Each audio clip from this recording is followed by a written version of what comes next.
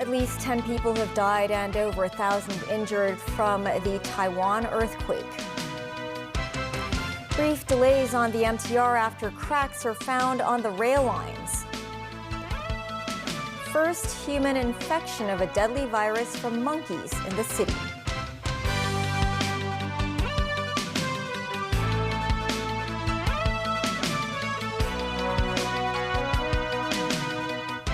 Hello and welcome to TVB News. At least 10 people have died and more than 1,000 were injured from the magnitude 7.2 earthquake in Taiwan yesterday. Another 660 people remain trapped, while 38 are missing. Local authorities are still dealing with the aftermath of the quake, the epicenter of which was near Hualien City. Many victims of the tremors have been offered temporary shelter at refuge centers and hotels free of charge. Timothy Lee has our top story. The semi-collapsed Uranus building in disaster-hit Hualien City leaned at an even more dramatic angle compared with yesterday.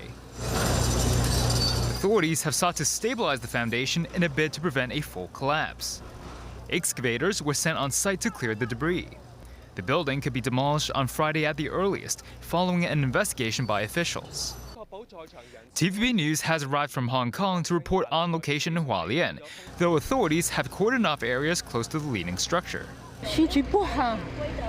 Ms. Chen, a local resident who lived alone in the Uranus building for the past 5 years, said she escaped the collapse after leaving her residence for work yesterday morning. She hopes she can return to the building soon to retrieve her mother's remains, adding that she is still trembling from the ordeal. Ms. Chen was provided temporary shelter at a refuge center and will spend her 60th birthday there later this week.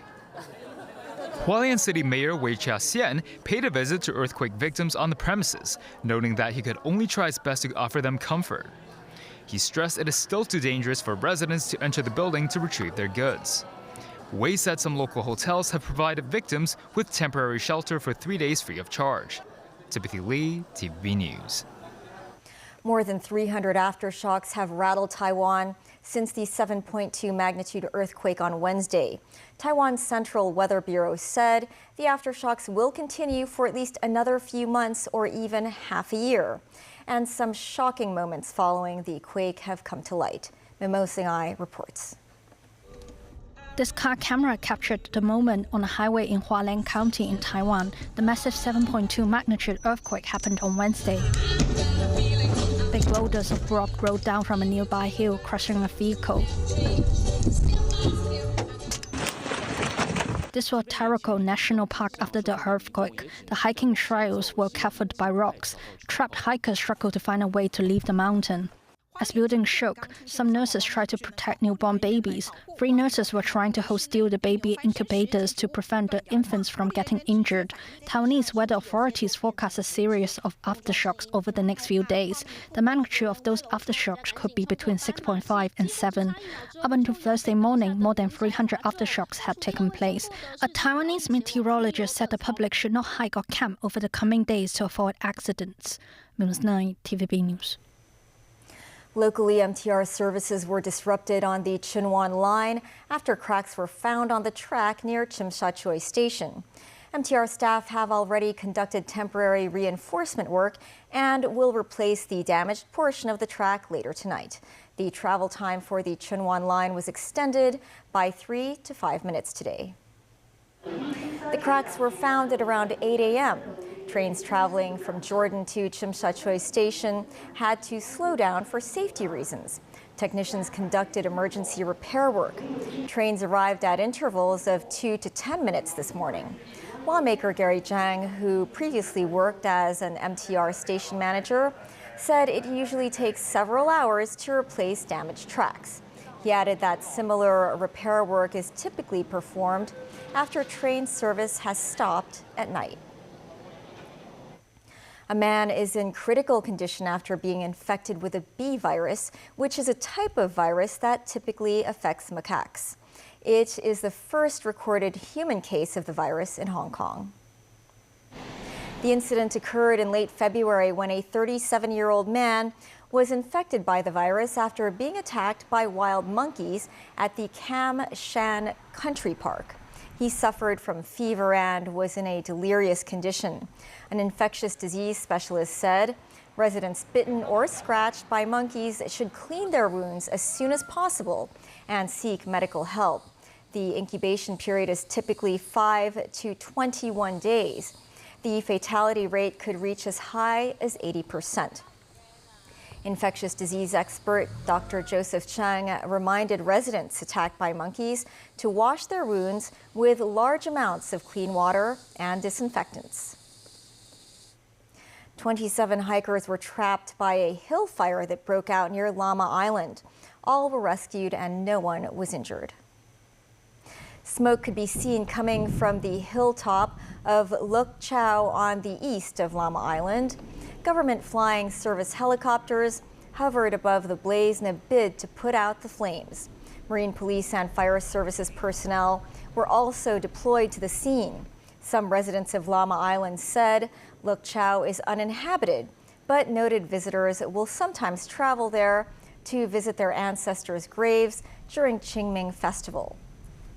Authorities received reports of the fire and people trapped on the island at around noon.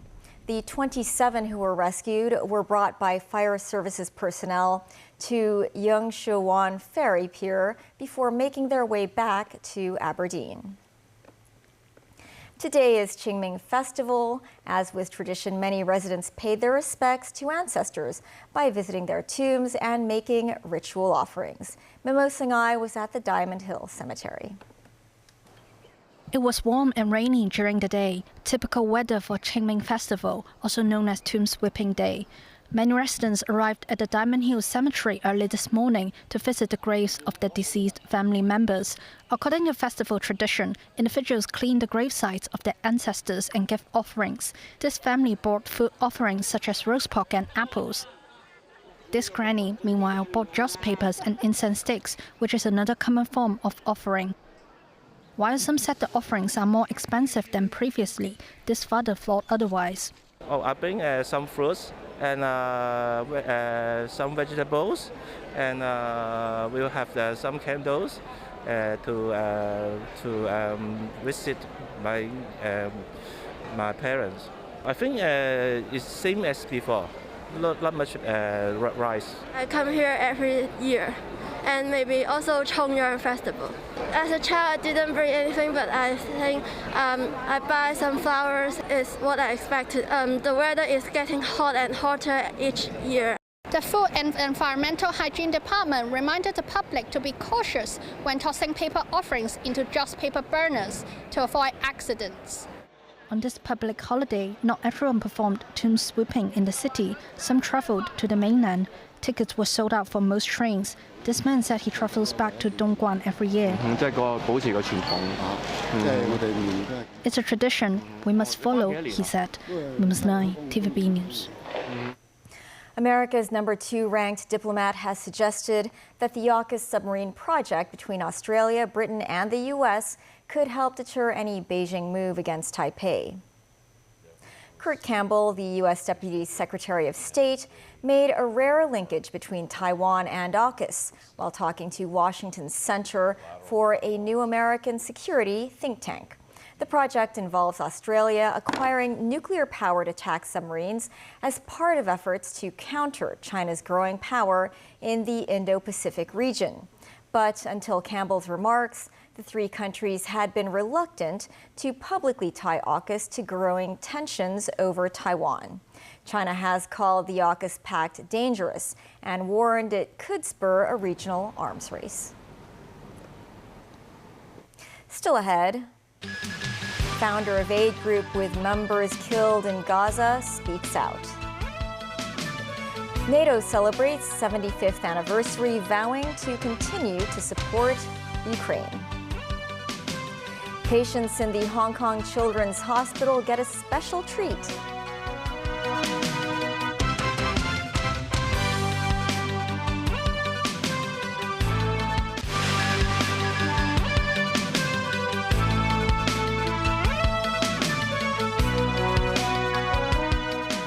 Welcome back.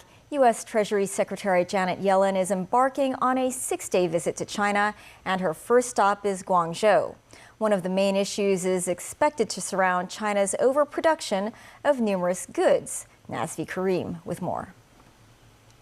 China's electric vehicle or EV industry is accelerating at a remarkable pace, a pace that is alarming the United States and Treasury Secretary Janet Yellen, who accused China of flooding the market with heavily subsidized and cheap green energy products and EV cars, even though Chinese EVs are yet to be sold in the U.S. It is one of a number of issues Yellen will discuss with her Chinese counterpart when she arrives in Guangzhou on Thursday. It is her third visit to China as part of the two nations' vow to keep communication channels open. She leaves a day after President Xi Jinping spoke to U.S. President Joe Biden. The two leaders met in Bali in 2022 and had another summit in California in November. My trip to meet with my counterpart should be seen as a continuation of the dialogue that we've been engaged in and deepening ever since President Xi and Biden met in Bali. Yellen is expected to meet Vice Premier He Lifeng, Central Bank Governor Pan Gongsheng, former Vice Premier Liu He, and some leaders of U.S. businesses operating in China. The two countries are trying to strike a balance between competition and antagonism. Last week, Xi hosted a group of American CEOs in Beijing, encouraging them to invest in China. In August, Biden issued an executive order for a committee chaired by Yellen to closely monitor U.S. investment in China related to high-tech manufacturing. On Wednesday, Foreign Ministry spokesman Wang Wenbing said Beijing hopes the U.S. will work with China to handle any differences and promote the steady development of economic relations. He said China-U.S. economic relations are rooted in the common interests of the two countries, which are mutually beneficial and win-win in nature. Yellen said the U.S. has no intention of economic decoupling from China. We have agreed that it's important to both of us that we don't want to decouple our economies. We want to continue, and we think we both benefit from trade and investment, but that it needs to be in a level playing field. And I think it's important at all levels, and for me, at the level of the Vice Premier, to communicate both the value we place on our relationship, but also the concerns we have. Nazvi Karim, TVB News. Meantime, the founder of World Central Kitchen says Israel deliberately targeted the aid convoy that killed 7 of its staff. I don't think we're an unfortunate mistake. It was really a direct attack on a clearly marked vehicles whose movements were known by everybody at the IDF. And I know Israelis. I have many friends that are Israelis and Jewish. I know Israelis there better than this war being waged. But defending your people is not killing everybody else around. I've been in Gaza myself. I met, and some of the people that died were my friends. And I served with them. Somi is the nicest angel you will ever meet. Is a woman that has been in so many places around the world, feeding people. This was a good soul. As the bodies of the foreign aid workers killed by Israel are repatriated, international condemnation continues. David Garrett reports. The 7 aid workers killed by an Israeli strike. They all worked for World Central Kitchen, which provided food for Palestinians facing famine. 6 were foreign workers plus a Palestinian driver. 3 Britons, a Polish man, a dual national of Canada and America, and an Australian woman. Zomi Frankham should have been safe. Zomi Frankham was doing work in the interests of humanity. Selfless work as an Australian hero who all Australians can be proud of. What we know is that there have been too many innocent lives lost in Gaza. What we know is that the impact of this war is such that it shouldn't be the case that innocent Palestinians or people assisting them are made to pay the price for the actions of the terrorist group Hamas. 33-year-old Jakim Flickinger, a dual American-Canadian, also died. His family posted pictures of him with his loved ones. US President Joe Biden has spoken of his outrage and heartbreak. Biden continues to support Israel in their war with Hamas. Aside from the statement that the president released last night, how has the president made his outrage known about this to Israel? I mean, I think the statement that he put out was pretty clear, right? I mean, it showed his outrage. It showed how he was heartbroken. That's the first couple of words in the statement. He's outraged. He's heartbroken. And we also laid out what we want to see and the conversations that we have been having. But it also lifts up the importance of having that hostage deal, getting that done, getting to a ceasefire, getting that humanitarian aid, making sure that those hostages come home to their loved ones. As the 6 bodies were transported through the Rafah crossing, other aid workers looked on in sadness. Over 200 aid workers have been killed in Gaza since October. These are the first foreign casualties. The others were all Palestinians. And what we've seen so far is a lot of rhetoric, but not significant action, and it's not having an impact on the ground. So the real question is what will it take for the US government to change its policy in respect of support to Israel? Will this incident be sufficient, be a turning point? Many aid agencies are pulling out of Gaza after the Israeli strike. This ship, loaded with humanitarian aid, returned to the Cypriot port of Larnaca. It never got to Gaza. It is too dangerous to deliver to the starving. David Garrett, TVB News. NATO today marks 75 years of collective defense across Europe and North America, with its top diplomats vowing to stay the course in Ukraine. The anniversary comes as the 32-nation alliance weighs a plan to provide more longer-term military support to Ukraine, which is suffering from ammunition shortage. NATO Secretary General Jens Stoltenberg called on the U.S. to pass a bill that provides more military aid to Ukraine. Support from NATO allies and support from the United States to Ukraine is something which benefits our own security interests. It is therefore in the security interest of the United States to make a decision and provide Ukraine with ammunition. Because by allocating a fraction of our defense budgets, we have enabled the Ukrainians to destroy significant parts of the Russian combat capability without putting any NATO soldier or any US soldier in harm's way. Today is Children's Day, and we have a happy story about kids.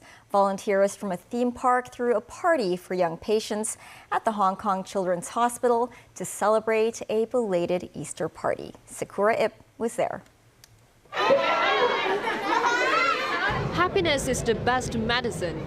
Try to catch the dragon's tail. Receive a warm hug from a dinosaur.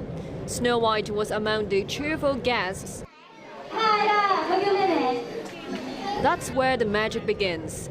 This Easter party was thrown by volunteers from a theme park for little warriors from the Hong Kong Children's Hospital who have been battling rare or chronic diseases. We've had kids who we visit here in the hospital and we see them in the park. So when we see them and they recognize us too, and it's really something special that they remember us for what we are doing. The hospital sees these activities as offering the kind of support to patients that doctor can't prescribe. The patients, the sick kids of the Hong Kong Children's Hospitals has been suffering from different kinds of rare or serious disease. Sometimes their situations are quite complex and they have to go through very ongoing treatments. We believe that these kinds of interactive, fun, and activities with the family together can give them a very positive energy to face the adversities, to face the treatments. The hospital has also planned numerous activities with different community partners to provide psychosocial support to patients and caregivers. Zakaria, TVB News. Muslims around the world have been observing the holy month of Ramadan, including those in Hong Kong. Timothy Lee reports.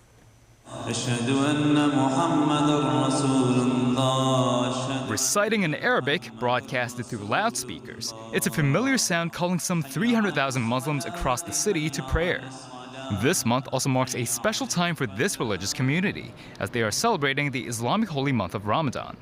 It is a time when Muslims are required to abstain from both food and water from dawn to sunset. But even with such a substantial population, their beliefs remain relatively unknown for a large section of the community. Mufti Muhammad Arshad, the city's chief imam or prayer leader and imam of the Kowloon Mosque, explained the purpose of the month-long fast. Ramadan purpose is first to obey the God, that we should have the consciousness that God has forbidden to consume the food or to drink the water. We learn from the fasting discipline.